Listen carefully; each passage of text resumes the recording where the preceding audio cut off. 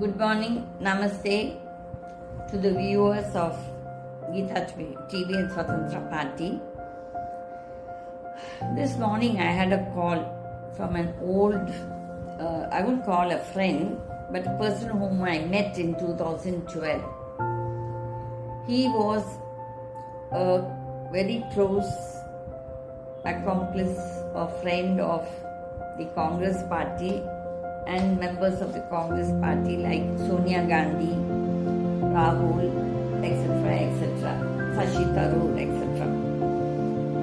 At that time, I was casually talking to somebody, and the person who introduced him to me was a Muslim boy, and I just said that Modi will be the next Prime Ministerial candidate and he will win with the thumping majority and he does not need the support of any other party. That time, the Muslim boy, as he was from Gujarat, and he said, "No madam, what you're saying is not correct." So I told him, I met Modi in 2011. I stand corrected about the month May or June when we came for Jayalalitha's swearing in ceremony. And I told Mr. Modi also that. I said, you will be the next Prime Ministerial candidate and you will be the next Prime Minister of India. The man gave me a very sarcastic smile. I told him, this is the same thing that happened when I told this for Mr. V.P. Singh in 1988 December at the Madras airport, Chennai airport. I told him, you will be the next Prime Minister of India at this time next year. He also gave me a very sarcastic smile. So I told Mr. V.P. Singh that what I say will happen. Okay? And the same thing I told Mr. Modi. I told this to Mr. V.P. Singh and I'm telling this to you, that you will win with an absolute majority. At that time the man gave me one sarcastic smile. Anyway, all of you all know whether I said this to him or not, nobody will know except the three people who were there with us at that time, four people including Mr. Modi, that what I said has come true, and in 2014 he became the Prime Minister of India with an absolute majority. At that time, whether you believe it or not, this gentleman whom I spoke to this morning, he is from Delhi and also is a close friend of Modi and Jaitley. So when he called me up this morning, I was in one of my bad moods because all these political villa dealers, these are all villa dealers, okay? So I told him, your friend Modi, didn't I tell you that he would win? And that time you said, no, Russia and America is having a meeting and they will finish him off, he will never be a candidate too. I remember that, and that man also accepted, yes, he said that. So I wrote in a paper at that time that BJP will get 182 plus the alliance parties, they will win. I gave that in a piece of paper to that gentleman, I don't wish to tell the name. And this morning he accepted, he said, yes Gita ma'am, you told all this. And I said, have you told Modi that any time, that I have predicted this to you? He said, no, I spoke to him a few years back about you. And I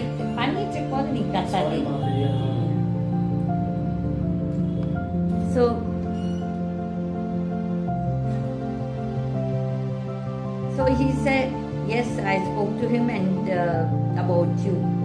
I said, see, I don't want any favors from this man. But at that time when I predicted this, I thought he was a bachelor, but only in 2014 after the papers were filed, I realized that he had lied to everyone.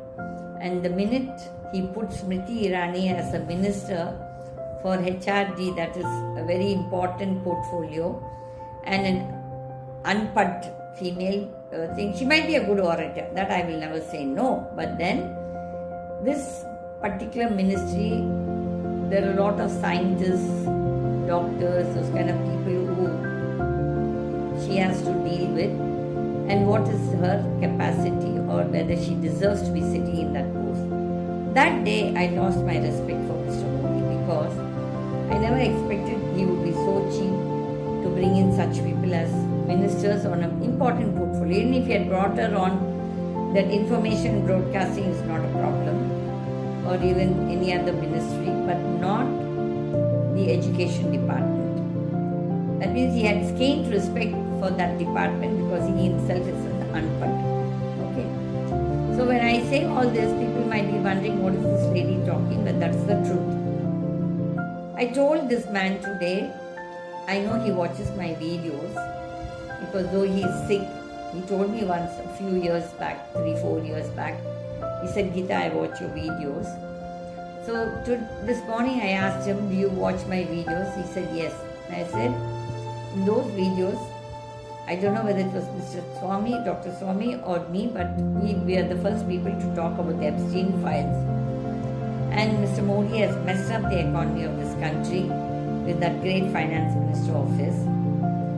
What do they know? What experience they have? They only have an experience to loot. But what is the experience to earn money the right way and distribute it the right way? No, none of them have. So he said, it is very unfortunate, Gita, what you're saying is right, whatever you're talking. He is a Roman Catholic, so I told him that Jesus, I keep asking Jesus many a time, why such people like Modi are made to head this country. God also says that they believed he will do something good, but he has cheated everybody, undercut everybody. This is what my Krishna also says. Whenever I am talking and when I am saying all this, many of you must be thinking, this lady is mad. I am not worried even if you think I am mad. It doesn't matter to me at all because none of you are going to give me a glass of water or even invite me for some lunch or dinner to your houses where I don't care. I care a damn about it. But then this is what my God wants me to tell all of you who is watching, that we have elected a demon, an evil person who has ruined the country, and then they talk about Bharat Mata.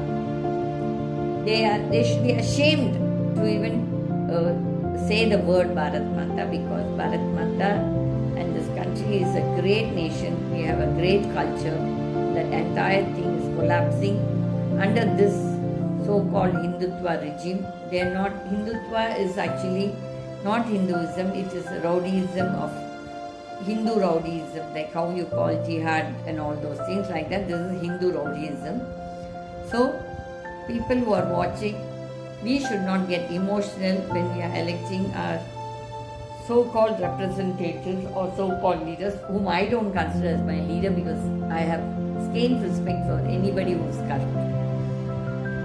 So, in a way, it is we who are contributing by electing these rogues as our leaders and representatives. So this gentleman was telling, I'll get you an appointment with Modi. I said, no, I don't want. I wanted to meet him some time back. But now I feel it is shameful even to meet. If he wants to meet me, he can come. I don't want to meet him. I don't want to go and ask for an appointment because he said, no, Gita, I'll get because I know what is his capacity, he is capable. But then that is not my idea because I have no favors to curry with any of these politicians because they are not my cup of tea. Because every one of them, 98.99% or 99.99% are all corrupt. You can hear the election rally noise which is happening in Coimbatore because Tamil Nadu is going in for an assembly election. Anyway, we have to wait and watch, but I can definitely predict that the economy is in a big mess, and it is, if the country doesn't take a decision soon to replace this finance minister who is there, who is full of arrogance and who talks nonsense, because her head is intoxicated with the ill-gotten power, because she never worked for it in a different way, but she never went to the people to ask for votes like how the candidates now are doing. Because she herself said in 2024, I don't have the money to contest an election. That means you need money to contest it. So where is the money coming from all the other candidates? So all this is nonsense because she didn't have the guts to face the people, because people would have booted her if she had gone asking for votes. Because that's what she does when people come and talk to her and want to tell her the problems that we are facing. She's so rude. So she would have got it back if she had gone campaigning. So people who are watching, this is all bad times. So we have to be very, very careful. Every penny we save is saved for a rainy day. And my only appeal to the people is, don't get emotional and vote for rogues. Most of the people who are there in politics today are all corrupt rogues, and we have contributed to that mess. Thank you. Namaste.